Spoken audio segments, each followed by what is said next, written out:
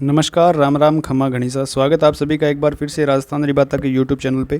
तो दोस्तों, हम जिला दर्शन की बातें कर रहे थे, जिसमें हमारा लास्ट संभाग अजमेर संभाग चल रहा था। और आज हम बात करने वाले हैं अजमेर संभाग का जो अपना एक अंतिम जिला बचा हुआ है, डीडवाना कुचामन, नवगठित जिला डीडवाना कुचामन की आज हम बात करने वाले हैं। तो चलिए शुरू करते हैं डीडवाना कुचामन जिला दर्शन। तो सबसे पहले हम देखते हैं, इसके नया जिला बनने की घोषणा की गई थी 17 मार्च 2023 को। इसके बाद मंत्रिमंडल द्वारा मंजूरी मिली 4 अगस्त 2023 को।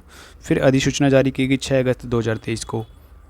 और ये जो नया ज़िले की बनने की सिफारिश की गई थी कौन सी समिति के आधार पर? तो राम लोभाया समिति की सिफारिश पर इसको नया ज़िला बनाने की घोषणा की गई थी।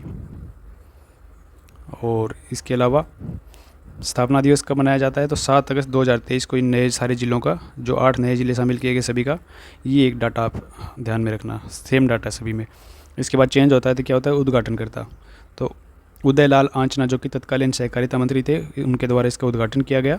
और प्रथम कलेक्टर की बात की जाए तो सीताराम जाट इसके डीडवाना कुचामन के प्रथम जिला कलेक्टर रहे हैं। और प्रथम पुलिस अधीक्षक रहे हैं प्रवीण नायक। अब बात की जाए कौन कौन से ज़िले को मिलाकर या कौन से ज़िले को तोड़कर इस जिले का गठन किया गया, तो डीडवाना ज़िले को बनाया गया अपने नागौर ज़िले की कौन कौन सी तहसीलों को लेकर? डीडवाना, मौलासर, छोटी खाटू, लाडनू, परबतसर, मकराना, नावा और कुचामन सिटी। तो यानी एकमात्र नागौर ज़िले को तोड़कर एक नया ज़िला बना दिया गया है डीडवाना कुचामन। अब बात कर लेते हैं तहसील और उपखंडों की। तो डीडवाना ज़िले में आते हैं 8 तहसीलें। कौन कौन सी? डीडवाना, मौलासर, छोटी खाटू, लाडनू, परबतसर, मकराना, नावा और कुचामन सिटी। इसके बाद 6 आते हैं उपखंड यहाँ पे। तो डीडवाना, लाडनू, परबतसर, मकराना, नावा और कुचामन सिटी। और यहाँ पे स्थलीय सीमा की बात की जाए तो डीडवाना कुचामन ज़िले की सीमा लगती है अपने राजस्थान के ज़िले कौन कौन से? चूरू, नागौर, अजमेर, जयपुर और सीकर के साथ। अब इसके कुछ उपनाम भी अपने को देखने को मिलते हैं। तो डीडवाना कुचामन को जाना जाता है आबा नगरी के उपनाम से। एक तो आबा नगरी इसका उपनाम आपको देखने को मिलेगा। एक शेखावाटी के ज़िलों में प्रवेश करने के लिए आपको डीडवाना कुचामन से इंटर करना पड़ेगा, प्रवेश करना पड़ेगा। तो इसको शेखावाटी का प्रवेश द्वार भी कहते हैं। शेखावाटी का क्या हो गया? ये प्रवेश द्वार। इसके अलावा इसको उपकाशी के नाम से भी जानते थे। तो ये हो गए इसके सारे नाम। प्राचीन नाम पूछ लिया जाए आपसे तो प्राचीन नाम भी एक देखने को मिलता है आपको, डीडवानक। डीडवानक इसका प्राचीन उपनाम भी आपको देखने को मिलेगा। तो ये होगी सामान्य जानकारी डीडवाना कुचामन के बारे में। अब इसके भौगोलिक और ऐतिहासिक परिदृश्य की भी बात कर लेते हैं। तो सबसे पहले हम देखते हैं इसका भौगोलिक परिदृश्य, जिसमें सबसे पहले हम बात करेंगे इसकी जलवायु के बारे में। तो यहाँ पे पाई जाती है अर्ध शुष्क प्रकार की जलवायु। वैज्ञानिक वर्गीकरण देखोगे आप तो यहाँ पे कोपेन के अनुसार BSHW प्रकार की, थोरनवेट के अनुसार DAW प्रकार की, और त्रिवार्ता के अनुसार यहाँ पे BSH प्रकार की। जो हमने पिछली क्लास में यानी नागौर में देखा था वही सारे यहाँ पे अपना ये जिला आ जाता है डीडवाना कुचामन। यहाँ पे देख लो आप मैप में, ऊपर दर्शाया भी गया है। तो यहाँ पर जलवायु की विशेषता हमने बात कर ली। इसके बाद मिट्टी की बात की जाए तो भूरी रेतीली मिट्टी का विस्तार है। और कृषि विभाग के वर्गीकरण के अनुसार यहाँ पे मरुस्थलीय या फिर ग्रे ब्राउन मिट्टी और गैर चूनायुक्त भूरी मिट्टी का विस्तार आपको यहाँ पे देखने को मिलेगा। फिर वैज्ञानिक वर्गीकरण की बात की जाए तो यहाँ पे एरिडीसोल प्रकार की मिट्टी पाई जाती है। और नदियों में बात करें तो मेंथा नदी का भाव क्षेत्र डीडवाना कुचामन में आपको देखने को मिलेगा। मेंथा नदी की हम बात करें तो इसका उद्गम होता है मनोर थाना जयपुर से। जयपुर में बहने के पश्चात ये डीडवाना कुचामन में बहती हुई अपना पानी गिरा देती है सांबर झील में। और खारे पानी की सबसे बड़ी झील कौन सी झील है अपने पास राजस्थान में? सांबर झील है। सांबर झील का विस्तार कौन कौन से ज़िले में? तो जयपुर में, फिर डीडवाना कुचामन में आ गया, अजमेर ज़िले में। और सांबर झील में भारत का 8.7% नमक का उत्पादन करती है। और सांबर झील में कौन कौन सी नदी? मेंथा, रूपनगढ़, खारी, खंडेला और तुर्तमती नदियों का जलाकर गिरता है। सांबर झील पर भारत सरकार की हिंदुस्तान नमक कंपनी द्वारा जो स्थापित की गई थी 1964 में, इसके द्वारा यहाँ पे नमक का उत्पादन किया जा रहा है। और सांबर झील के पानी में जो सर्वाधिक लवणीयता लाने का काम करती है वो नदी है ये मेंथा नदी। तो सर्वाधिक खारा पानी बनाने का काम करती है।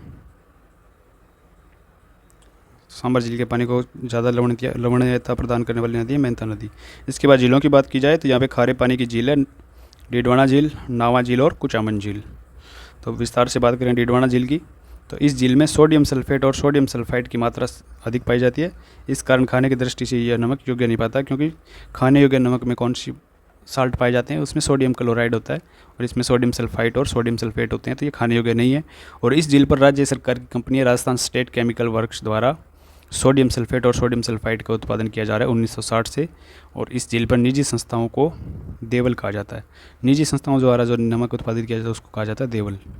फिर नावा झील की बात करें तो एकमात्र मॉडल साल्ट फार्म यानी आदर्श लवण पार्क कौन सी झील पर स्थित है? तो नावा झील पे स्थित है और इस झील पर राज्य की सबसे बड़ी नमक मंडी भी स्थित है। तो राज्य की सबसे बड़ी नमक मंडी कौन सी झील पे है? नावा झील पे। एक फैक्ट तो ये आ जाता है। और ये एकमात्र सोल्ट फार्म यानी कि आदर्श लवण पार्क भी कहाँ पे स्थित है? नावा झील पे स्थित है।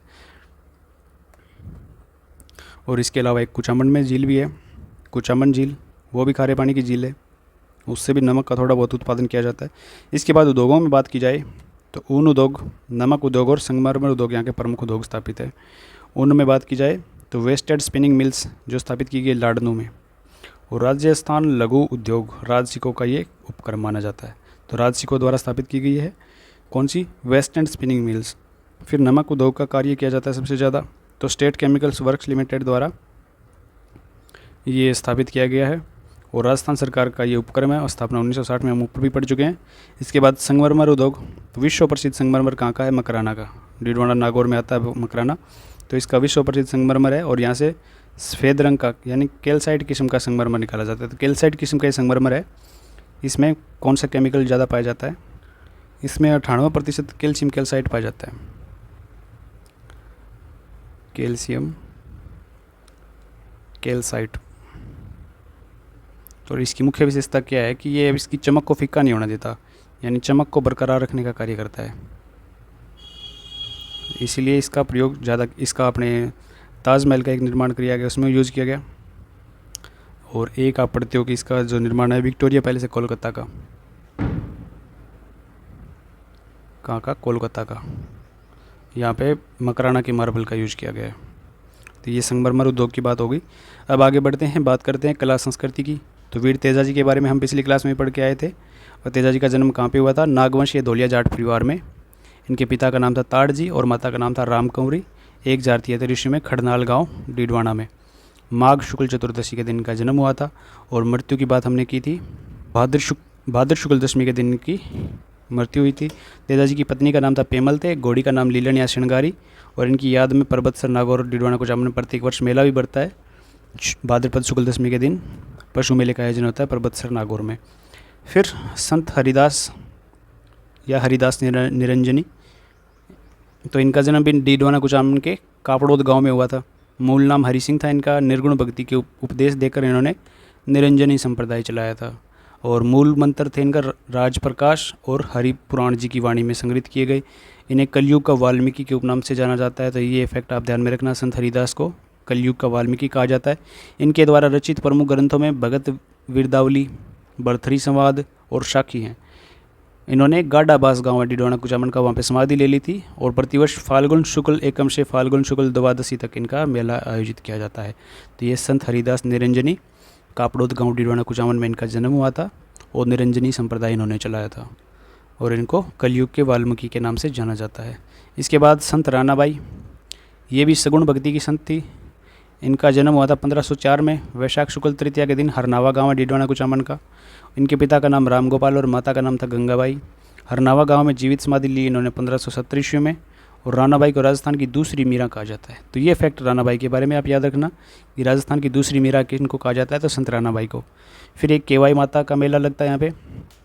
केवाई माता का मंदिर है केनसरिया गांव में, पर्वतसर डीडवाना कुचामन में। इसके बाद आगे हम बात करें तो कुचामन का दुर्ग या कुचामन का किला डीडवाना कुचामन में मूल रूप से स्थित है कुचामन में।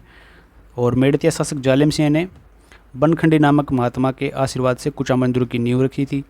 और एक कहावत प्रसिद्ध है इस दुर्ग के बारे में कि ऐसा दुर्ग रानी जाय के पास तो हो लेकिन ठकुरानी जाय के पास नहीं हो। और जागरी किलों का सिरमौर कौन से दुर्ग को कहा जाता है? तो इस कुचामन के किले को कहा जाता है। और एक इसका उपनाम आता है अणखला दुर्ग। ए लखना कह दो, अणखला कह दो, अणखला या ए लखना दुर्ग इसको कहा जाता है। तो ये जागरी किलों का सिरमौर और अणखला दुर्ग, ये दो उपनाम भी इसके ध्यान में रखना आप। इसके बाद कुचामनी ख्याल, अभी भी हाल ही में जो पेपर हुआ था अपने पीछे जेल प्रेरी का, उसने पूछा गया था कुचामनी ख्याल के प्रवर्तक कौन है? लच्छीराम जी। ख्याल का संबंध कहाँ से? डीडवाना कुचामन से। प्रसिद्ध खिलाड़ी हैं उमगराज। और इस ख्याल का स्वरूप कौन सी शैली पे है? तो ओपेरा शैली पे इसका स्वरूप है। और लच्छीराम जी की चांद नीलगिरी, राव रेडमिल, मीरा मंगलीय ख्यालें प्रसिद्ध है लच्छीराम जी की। इसमें पुरुष पात्र क्या करता है? स्त्री पात्र का अभिनय करता है। तो एक पुरुष ही स्त्री का गेटअप लेकर इसका अभिनय करता है। फिर आयोजित होता है डीडवाना कुचामन में खूंडियावास मेला। भाद्र शुक्ल द्वितीया से एकादशी तक बाबा रामदेव जी का विशाल मेला आयोजित होता है खूंडियावास में, और इस मेले को राजस्थान का छोटा रामदेवरा कहा जाता है। तो राजस्थान का छोटा रामदेवरा खूंडियावास डीडवाना कुचामन में आता है अभी। इसके बाद सकराय माता का मंदिर डीडवाना में, और कुछ हवेलियां हैं। इनानिया की हवेली, एक गणपत राय की हवेली और एक बेगानी हवेली। तो ये हवेली लाडनू में स्थित है। डीडवाना कुचामन की तहसील है लाडनू। तो यहाँ पे इनानिया हवेली, गणपत राय हवेली और बेगानी हवेली स्थित है। इसके अलावा कुछ वन लाइनर या महत्वपूर्ण तथ्य जो डीडवाना कुचामन के बारे में बनते हैं उनकी बात करें तो रतनजोत या जेट्रोपा का कृषि फार्म कहाँ पे है? लाडनू तहसील में। गोल्डन पेंटिंग का कार्य कुचामन का प्रसिद्ध है। ये वरुण गांव है डीडवाना कुचामन का, जो बकरियों के लिए प्रसिद्ध है। पिछली क्लास में हमने चर्चा की थी इसकी, उसमें हमने नागौर बता दिया था। तो ये वरुण गांव है डीडवाना कुचामन का। राजस्थान की प्रथम इलेक्ट्रीफाइड डेडिकेटेड परीक्षण ट्रैक नावा में स्थित है। गिंगोली के युद्ध का संबंध 1807 में हुआ था। गिंगोली का युद्ध किन किन के मध्य? तो मारवाड़ के शासक मानसिंह और जयपुर के शासक जगत सिंह के मध्य। और मेवाड़ की राजकुमारी थी कृष्णा कुमारी, इनकी शादी को लेकर विवाद किया गया था। ये पर्वतसर में गिंगोली नामक स्थान पर फिर ये युद्ध लड़ा गया। फिर बात आती है डाबड़ा कांड की। तो शासन की दमनात्मक नीतियों के विरोध में मारवाड़ लोक परिषद और किसान सभा का संयुक्त अधिवेशन 13 मार्च 1947 को डीडवाना के पास डाबड़ा गांव में किया जा रहा था, और इस पर ठिकानों के अनुचरों और जागीरदारों ने हमला कर दिया था। इस जो हमले में मथुरादास माथुर डाबड़ा के प्रमुख आयोजक थे, और डाबड़ा में आयोजित किसान सम्मेलन में भाग लेने जा रहे लोक परिषद व किसान सभा के नेताओं की जागीरदारी के लोगों ने घेर कर पीटा, और डाबड़ा में पन्नाराम चौधरी को शरण देने के कारण मार दिया गया। इसमें चुन्नीलाल शर्मा, रूपाराम चौधरी, रामनारायण जाट, पन्नाराम चौधरी, जग्गू जाट और जागीरदारों में मेहताब सिंह आंदोलन के दौरान शहीद हो गए थे। तो ये था डाबड़ा कांड, 17 मार्च 1947 के दिन हुआ था। तो ये भी डीडवाना कुचामन के पास।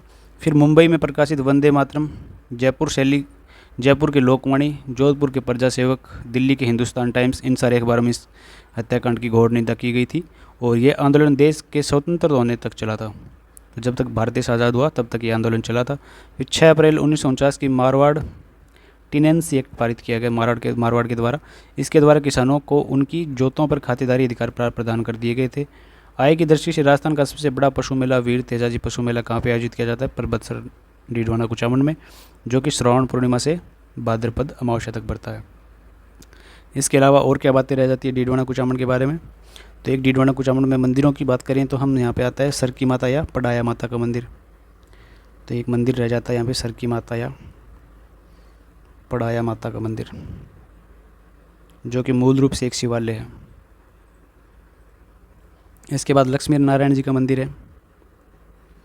अगला पेज ले लेते हैं। लक्ष्मी नारायण जी का मंदिर कहाँ पे? ये मौलासर में। इसके अलावा एक गणेश मंदिर है। गणेश मंदिर कहाँ पे? गणेश डूंगरी पे मंदिर है कुचामन में। एक मकराना मस्जिद भी है मकराना में। मकराना मस्जिद कहाँ पे? मकराना में। इसका निर्माण करवाया गया था शाहजहाँ के द्वारा। तो निर्माण करवाया गया शाहजहाँ के द्वारा। इसके अलावा बात करें हम लाडनू में, तो लाडनू है जैन धर्म का केंद्र। जैन धर्म का केंद्र माना जाता है लाडनू को, और संत आचार्य तुलसी महाराज का संबंध लाडनू से आता है। तो संत आचार्य तुलसी महाराज क्यों जानते हैं हम इनको?